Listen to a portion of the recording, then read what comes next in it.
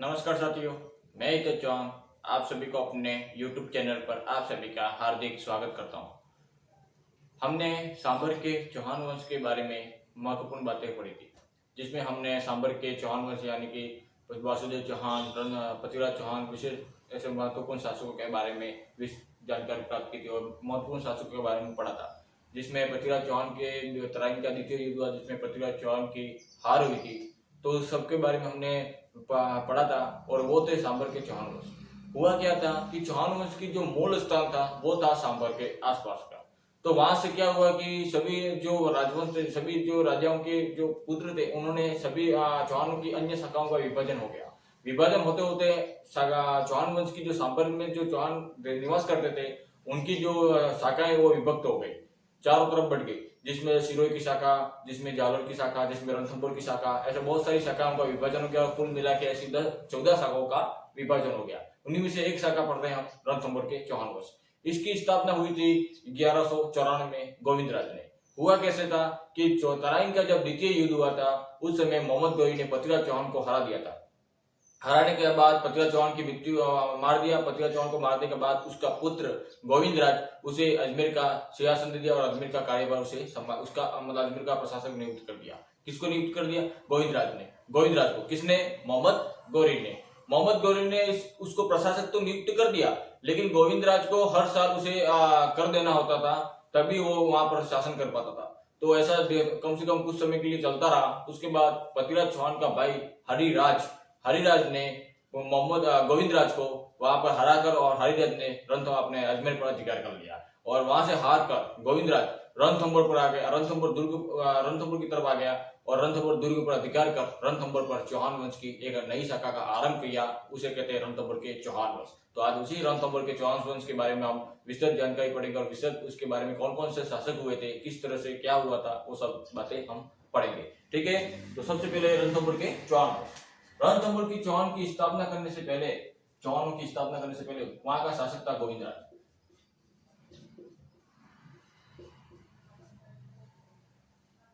गोविंदराज चौहान, इसने रणथंभौर के चौहान वंश की नींव रखी थी। रणथंभौर पर अधिकार करने वाला कौन था? गोविंदराज, जिसने चौहान वंश की एक नई शाखा का आरंभ किया था। गोविंदराज के पिता का नाम क्या है? पिता का नाम है पृथ्वीराज तृतीय। पृथ्वीराज चौहान तृतीय। हुआ क्या था कि इसने रणथंभौर पर अधिकार कर लिया और रणथंभौर पर चौहान वंश की नींव रखी। रणथंभौर पर चौहान वंश की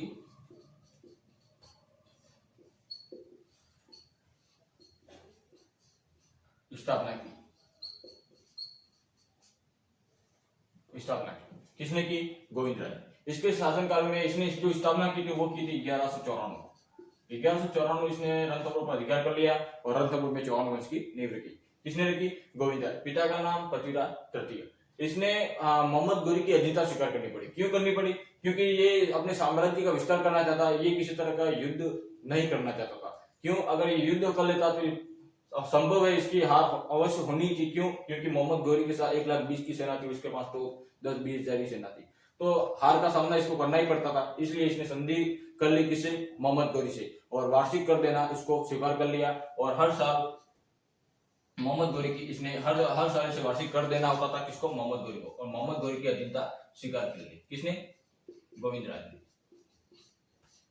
याद रखना, मोहम्मद गौरी की अधीनता स्वीकार करने वाला रणथंभौर का पहला शासक है गोविंदराज।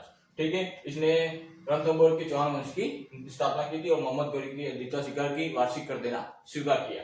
तो ये है गोविंदराज। दूसरा शासक था इसमें रणथंभौर पर, उसका नाम है वलंदेव।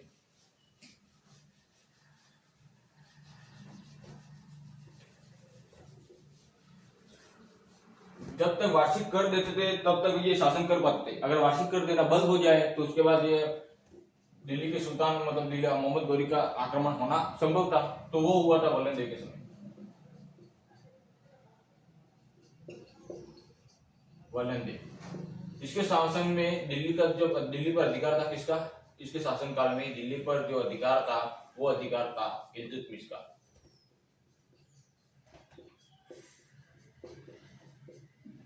इल्तुतमिश का। हुआ क्या? वलंदेव जब रणथंभौर का शासक था उस समय दिल्ली का सुल्तान इल्तुतमिश था।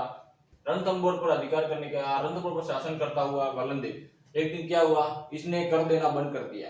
क्या देना बंद कर दिया? कर। संधि के मुताबिक हर साल इसको कर देना था। अगर इसने कर नहीं दिया तो आक्रमण हो जाएगा और रणथंभौर पर अधिकार हो जाएगा किसका? गुलाम वंश का, यानी कि मोहम्मद गौरी के वंश का। तो इस कारण से इसने कर देना बंद कर दिया गया और इल्तुतमिश ने 1226 में इसने रणथंभौर पर अधिकार कर दिया। इसको हराकर, किसको हराकर? वल्लभ को हराकर रणथंभौर पर अधिकार किया। किसने किया? इल्तुतमिश ने। किसने किया? इल्तुतमिश ने। इल्तुतमिश ने 1226 में आक्रमण किया रणथंभौर पर और इस पर अधिकार कर लिया। किसने? इल्तुतमिश ने। किसको हराकर? वल्लभ को। तो वल्लभ ने अपने प्राण बचाते हुए ये चला गया कहां पर? वन की तरफ। कहां चला गया? वन, जंगलों में चला गया। जंगलों में चला गया और जंगलों में जाते जाते अपना मतलब वहां पर अपने सैनिकों के साथ, अपने सिपाहियों के साथ वहां पर रहने लगा। फिर इसके एक दो पुत्र थे। एक का नाम था प्रहलाद। बहुत निकम्मे थे, बहुत कमजोर शासक थे, कोई काम के नहीं थे। एक था वीर नारायण, नाम था वीर लेकिन काम तो कुछ भी नहीं था। प्रहलाद और वीर नारायण किसके पुत्र थे? वल्लभ के। प्रहलाद का सबसे बड़ा पुत्र प्रहलाद था। हुआ क्या था, एक रोग के कारण इसकी मृत्यु हो गई जंगलों में, वन में ये कहा, वन में इसका भटकने का दिन था। क्यों? क्योंकि इसने रणथंभौर पर अधिकार किसने कर लिया था? इल्तुतमिश ने। किस कारण से? वल्लभ ने कर देना बंद कर दिया था। उसके बाद वन पर अधिकार करने के बाद प्रहलाद मतलब किसी रोग से ग्रसित हो गया। रोग से ग्रसित हो जाने के बाद इसकी मृत्यु हो गई। उसके बाद ये भी बूढ़ा हो गया, इसकी भी मृत्यु होने वाली थी। ये भी खाटले पे मतलब अपने बिस्तर पे लेटा हुआ था, इसके पास भी समय नहीं था। तो हुआ क्या कि इल्तुतमिश को लगा कि इसका उत्तराधिकारी कौन है? वीर नारायण। अगर इल्तुतमिश ने सोचा कि अगर इसका उत्तराधिकारी वीर नारायण अगर जिंदा रहा तो ये वापस अपने रणथंभौर पर अधिकार कर सकता है, वापस अपने ऊपर मतलब हमको परेशान कर सकता है। तो इस कारण से इसने क्या किया, इल्तुतमिश ने संधि का छलावा दिया, एक लेटर भेजा। लेटर किसको भेजा? वीर नारायण को। वीर नारायण को लेटर तो भेजा, लेकिन ये उस लेटर किसका था? इल्तुतमिश का। इसमें लिखा हुआ था कि यार सब कुछ छोड़ो, जो हो गया वो हो गया, उस सबको छोड़ दो, और जो मैंने तेरे को मतलब तेरे राज्य पर अधिकार किया है रणथंभौर बहुत, मैं तेरे को वापस दे देता हूँ और तू मेरी अधीनता स्वीकार कर ले।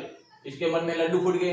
इसने सोचा कि यार चलो राज्य तो मिल रहा है, अधीनता स्वीकार कर लेते, क्या हो जाएगा, राज तो करने मिल रहा है। इस कारण से संधि का छलावा दिया किसने? इल्तुतमिश ने। और ये चला गया इसके पास चला गया। पार्टी आल्टी हुई, बैठे।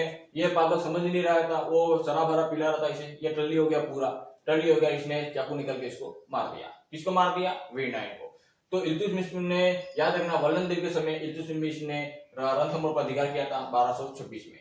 उसमें रणथंभौर पर अधिकार कर लिया और ये बाकी कहाँ चला गया? जंगलों में चला गया। इसके दो पुत्र थे, एक था प्रहलाद, एक था वीर नारायण। प्रहलाद रोग ग्रसित हो जाने के कारण से इसकी मृत्यु हो गई और वीर नारायण अधीनता स्वीकार करने मतलब संधि का छलावा दिया था इल्तुतमिश ने, जिस कारण से ये संधि का छलावा देने के बाद इसे इल्तुतमिश ने इसे मार दिया था। ये था वल्लभ। एक शासक और बना जिसका नाम है वांगभट्ट। बहुत प्रतापी शासक कहते हैं इसको, वांगभट्ट को। वांगभट्ट के काल चौहान वंश पर का जो सर्वाधिक विस्तार हुआ था वो वांगभट्ट के समय हुआ था। कौन था अगला शासक? वांगभट्ट।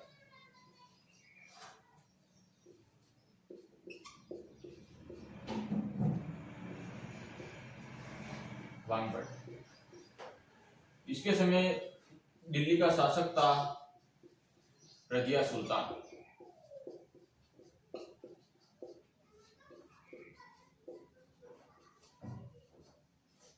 इसका भी राज्य अभिषेक जंगलों में हुआ था, क्योंकि रणथंभौर का अधिकार किसका था? गुलाम वंश का, दिल्ली सल्तनत का।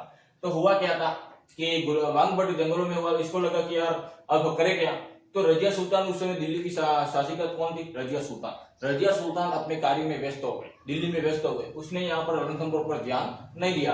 इसका फायदा किसने उठा लिया? वांगभट्ट ने। वांगभट्ट को लगा कि यार अभी मुझे बहुत अच्छा मौका मिला है, इस मौके का मैं फायदा उठाता हूँ, और इसने अपने कुछ सैनिकों की सहायता से इसने रणथंभौर पर पूर्ण अधिकार कर लिया।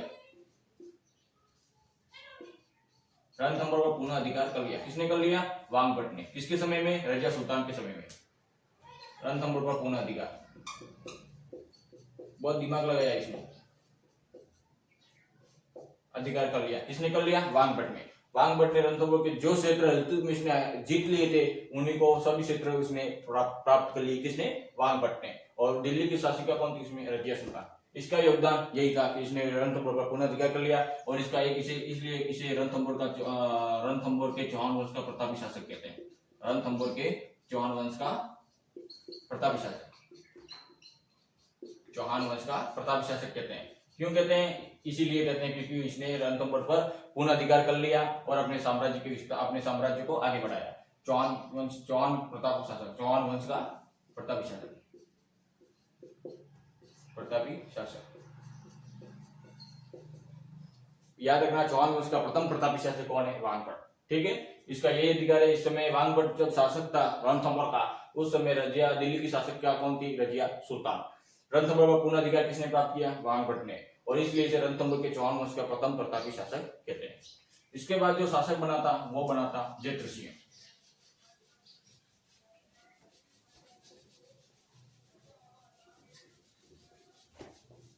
इसके बाद जो शासक बना था वो शासक था जयद्रथ सिंह।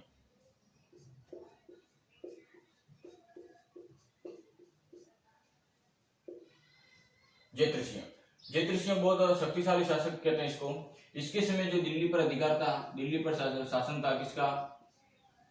नासिरुद्दीन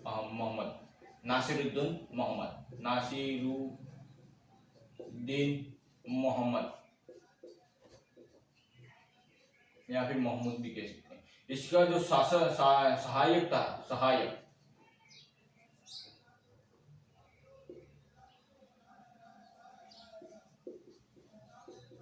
इसका सहायक था नासिरुद्दीन मोहम्मद का। कौन था? बलबन। रक्त और लोह की नीति अपनाई थी इसने, बलबन ने। जयद्रथ सिंह जो शासक था उस समय दिल्ली का शासक कौन था? नासिरुद्दीन मोहम्मद। इसका जो सहायक था वो था बलबन। हुआ क्या था? जयद्रथ सिंह जब शासन था उस समय बलबन ने सोचा कि यार रणथंभौर पर अधिकार कर लेते हैं, तो इसने आक्रमण किया। कितनी बार आक्रमण किया? 3 बार। कितनी बार आक्रमण किया? 3 बार। 3 बार आक्रमण किया, लेकिन ये आक्रमण उसके कैसे हुए? असफल हुए। आक्रमण कैसे हुए? असफल आक्रमण हुए थे। किसके आक्रमण असफल हुए थे? बलबन ने। याद रखना, शासन किसका था? नासिरुद्दीन मोहम्मद का, लेकिन आक्रमण किसने की थी? बलबन ने। एग्जाम में पूछ सकता है कि रणथंभौर पर जब शासक था जयद्रथ सिंह, उस समय दिल्ली का शासक कौन था? नासिरुद्दीन मोहम्मद। बलबन नहीं था, बलबन उसका सहायक था, लेकिन आक्रमण करने वाला कौन था? बलबन था। ठीक है, कितनी बार आक्रमण किए? 3 बार, और असफल रहा। इसके समय यही योगदान रहा है जयद्रथ सिंह के। एक इसका पुत्र था जयद्रथ सिंह का, बहुत शक्तिशाली पुत्र है, जिसका नाम है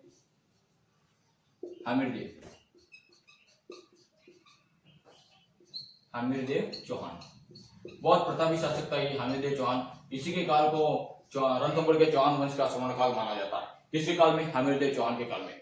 जयद्रथ सिंह का पुत्र है हामिरदेव चौहान। ये बहुत प्रतापी शासक था। इसने सभी राजाओं को अपनी अधीनता स्वीकार करने के लिए मजबूर कर दिया।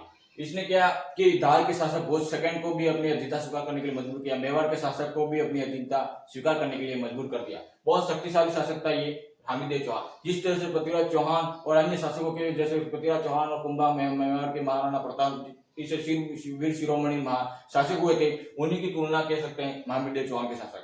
ये रणथंभौर का सबसे प्रतापी शासक था हामिरदेव चौहान, और इसी के काल को रणथंभौर के चौहान वंश का स्वर्ण काल माना जाता है। तो आज जयद्रथ सिंह के बारे में हमने पढ़ा। जयद्रथ सिंह के समय दिल्ली का शासक कौन था? नासिरुद्दीन मोहम्मद। उस समय सहायक कौन था? बलबन ने 3 बार असफल आक्रमण किए थे, और इसका पुत्र था हामिरदेव चौहान।